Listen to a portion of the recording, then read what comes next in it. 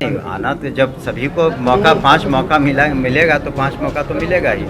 फर्जी तरीके से अपनी नियुक्ति करवाई है या सब तो कुछ वैकेंसीज निकलेंगी, उसी को हम लोग रैशनलाइज करके और किसको क्या देना है उसी हिसाब से नमस्कार, मेरा नाम आलोक है। आप लाइव स्ट्रीज देख रहे हैं। बिहार के शिक्षा मंत्री सुनील कुमार ने बड़ी बात कही है। देखिए, TRE 4 यानी कि जो शिक्षकों की बहाली होती है बीपीएससी के माध्यम से, उसकी घोषणा कब होनी है? जल्दी होनी है। 13 तारीख को बीपीएससी की परीक्षा होनी है, उसके बाद ही होनी है। TRE 4 की घोषणा हो जाएगी। वहीं ऐच्छिक ट्रांसफर को लेकर जो बातें हो रही हैं, देखिए ये बात तय है कि सभी को सक्षमता परीक्षा देने के बाद ही उनका ट्रांसफ़र पोस्टिंग होगा। फिर से जो नीति बनेगी उसमें सरकार उदार छवि अपनी दिखाएगी। लेकिन फिलहाल जिनका आवेदन लिया जा रहा है उनका भी ट्रांसफ़र जल्द होगा, ये बात भी शिक्षा मंत्री ने कही है। वहीं वैकेंसीज़ को लेकर भी जब सवाल पूछे गए, शिक्षा मंत्री सुनील कुमार ने क्या कुछ बातें रखी हैं, हम सब आपको सुनवाते हैं। सर, ये TRE 4 के लिए कब से होने वाला है तैयारी? हम लोगों ने कहा कि अतिशीघ्र इसको कर लेने के लिए, क्योंकि अभी काउंसलिंग भी मेरे ख्याल से 20 के जस्ट बाद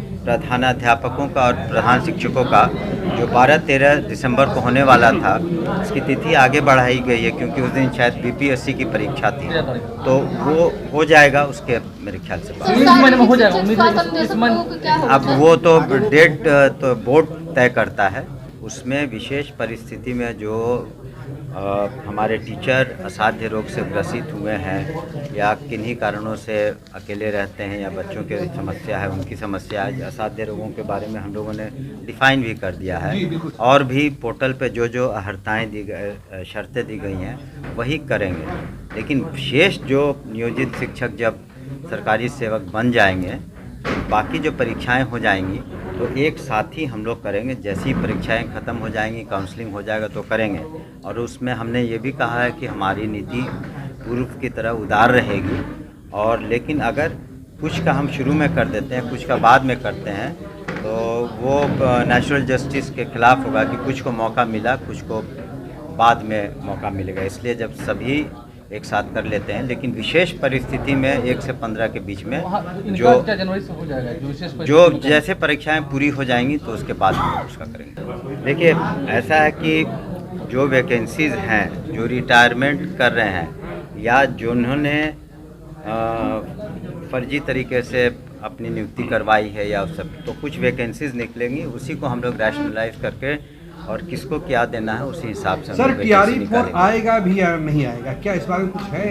नहीं, आना तो जब सभी को मौका 5 मौका मिलेगा तो 5 मौका तो मिलेगा ही। पुलिस ने अपनी तरफ से FIR दर्ज कराई है और खान सर ने जदयू के शीर्ष नेताओं से मुलाकात की है। क्या लगता है सर, क्या जिन लोगों ने प्रदर्शन को बढ़ावा दिया है या छात्रों को उकसाया है, उनके खिलाफ केवल कागजी कार्रवाई होगी या सतही तौर पे कोई कार्रवाई होगी? देखिए, पुलिस जो है, पुलिस इन्वेस्टिगेशन जो होता है वो इंडिपेंडेंट होता है ऑफ एनीवन।